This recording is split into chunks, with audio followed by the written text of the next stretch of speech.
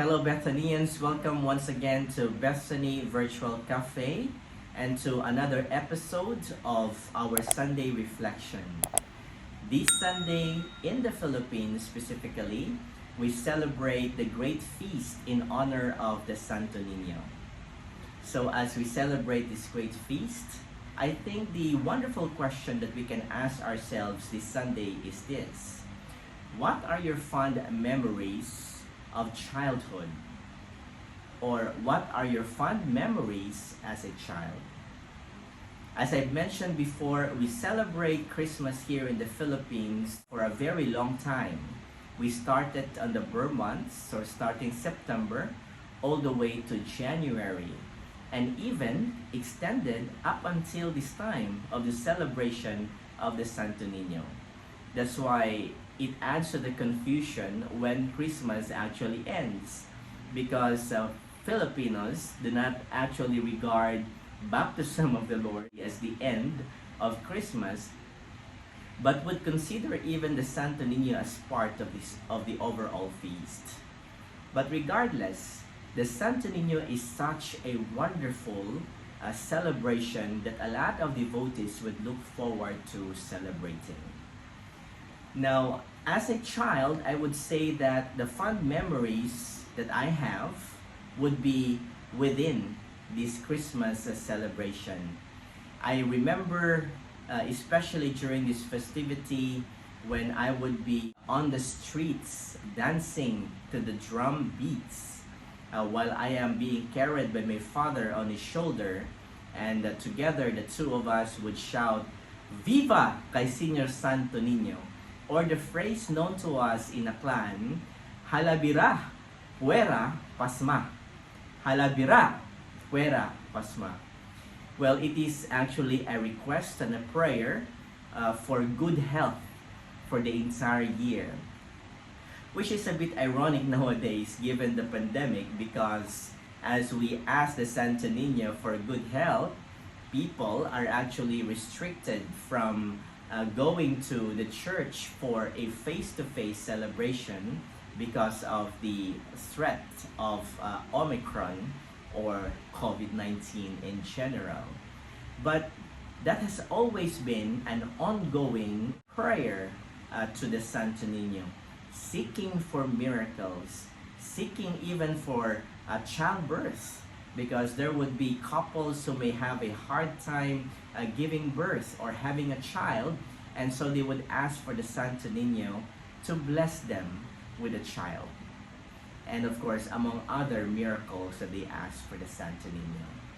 Now, my fond memories, therefore, is very much inspired or coming from this great festivity and the Christmas time in general, because it is only in this time when I feel the true blessings and also a presence of God through the different gifts I may receive, both material and also spiritual.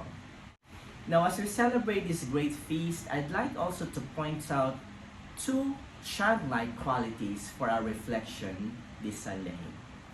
The first childlike quality is the quality we call innocence.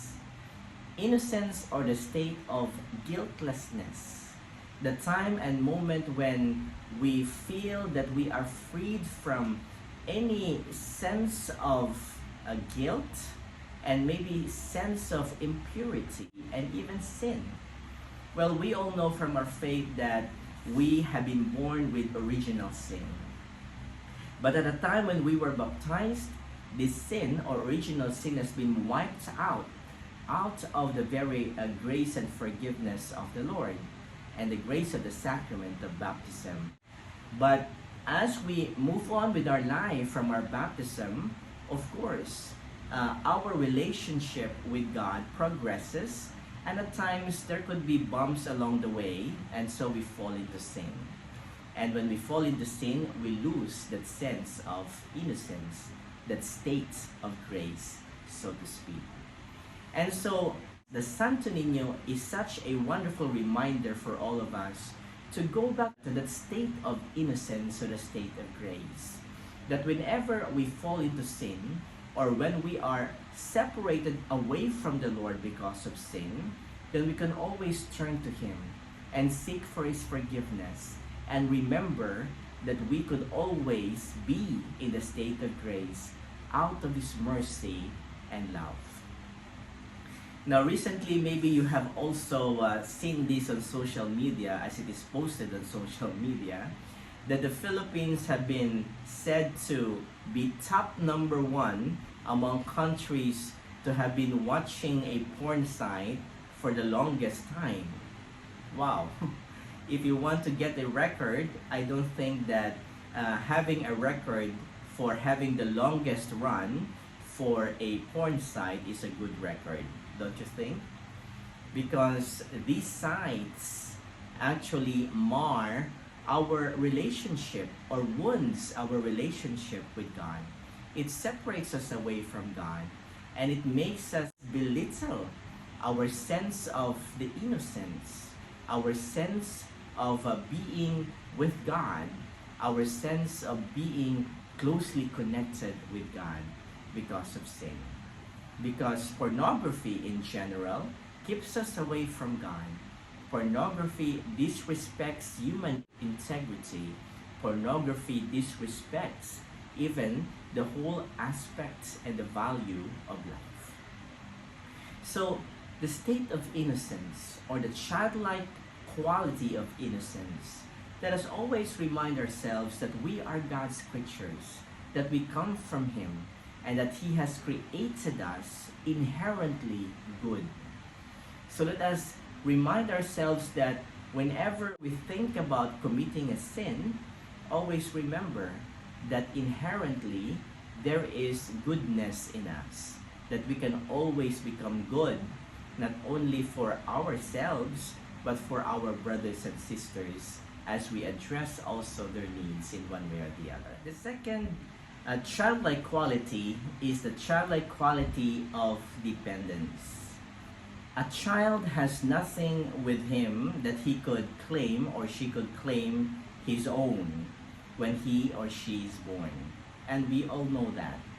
And so a child will always be dependent on their parents. It is the states of their life where they receive. They receive things. They receive things as it is given to them by their parents. And so they have nothing that they can call their own. And so a child is vulnerable. The child is in a state sometimes or most often of helplessness. And so they would need someone to care for them. They would need someone to nurture them. They would need someone to feed them, to provide for their needs. And that particular state reminds us also of our dependence on God. Though we have gifts, we know that we could not do things out solely of our own power. We need the help of God. And in this trying time of the pandemic, we have learned this as a major lesson, that we cannot live without God. That God's power is beyond every conceivable virus there is that is wreaking havoc to lives, to millions of lives in this day and age. And so this childlike quality reminds us that we are dependent on God, and God will always be there ready to provide for our needs if we so need them. We could lose things of this world, even our own lives, but we cannot lose God's unending aid, love, and blessings, as well as His provision. In a Sunday confirmation celebration way back when I was yet a seminarian preparing to be ordained as a deacon, the bishop went to a barrio, and I was there together with another seminarian who is now a priest, and we went to join the bishop in order to assist him for a confirmation that he is going to administer in that particular parish. And so while we were in the sacristy trying to prepare the vestments of the bishop, the parish priest approached me and asked, "Brother, do you know how much the stipend we give for the bishop whenever he does confirmation?" But then I had no idea because as I was a seminarian back then, I am not so sure about the arancel system of how much we give to the bishop. And so he said to himself and to me, "Well, maybe I'll just give the bishop pambigas, bigas or rice, or an amount equivalent for a sack of rice." And so he inserted in an envelope a 1,000 peso bill. And I clearly saw that amount of money and also the envelope. And so after the confirmation celebration or ceremony, we went back to the bishop's house where we ate lunch together. And after lunch, the bishop called us, the two of us who served in the confirmation, and he gave the two of us two different envelopes. But the one envelope I recognized was the same envelope that the parish priest gave the bishop. And I knew how much the money was in there. And so, nosy that we are, as seminarians during that time, we went to hide in a room and try to compare notes. So let's try to see and compare how much money has been given to us out of the celebration. And so I opened my envelope and it contained 400 pesos.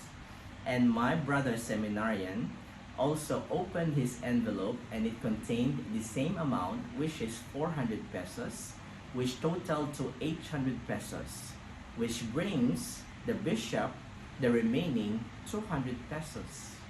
So imagine that the bishop who has administered the sacrament and supposed to get a huge amount of money out of the stipend got even the smallest amount among the three of us.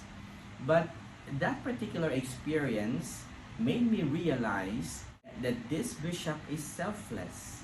He does not mind money.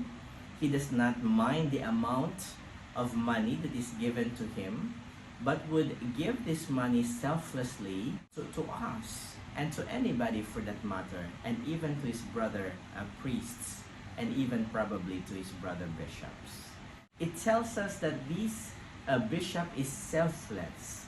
He is a clear example or concrete example of a person who in his own way practices or acknowledges dependence on God. Because if he's selfless on money or among other things, then for sure he knew that God, or he relies and is inspired and is probably confident on God's provision and God's ultimate and eternal love. So that's it. Two wonderful childlike qualities that we can reflect on as we celebrate the feast of the Santo Niño. The childlike quality of innocence, the state of guiltlessness, the state of grace, which we have been called by the Lord to constantly maintain in order that we may have a close connection to Him. The second childlike quality is a childlike quality of dependence. We are dependent on God. We are His children, and in no way should we sever our relationship with God through sin. Let us always ask for His grace, because He gives us, or He has that power greater than anything in this world, even COVID-19. And through His power, we can overcome any obstacles that impedes us from truly loving God and loving our brothers and sisters. So this Sunday, remember your childlike qualities. Remember your childhood memories. And as you remember them, hang on to them, and remember that you remain to be God's children. And so together, let us shout, Viva kay Senior Santo Niño! Halabira! puera pasma. Halabira, puera pasma. Dear Santo Niño, bless us. Dear Santo Niño, save us. For our symbol this Sunday, or image, it would be the planner, or the diary, or a journal.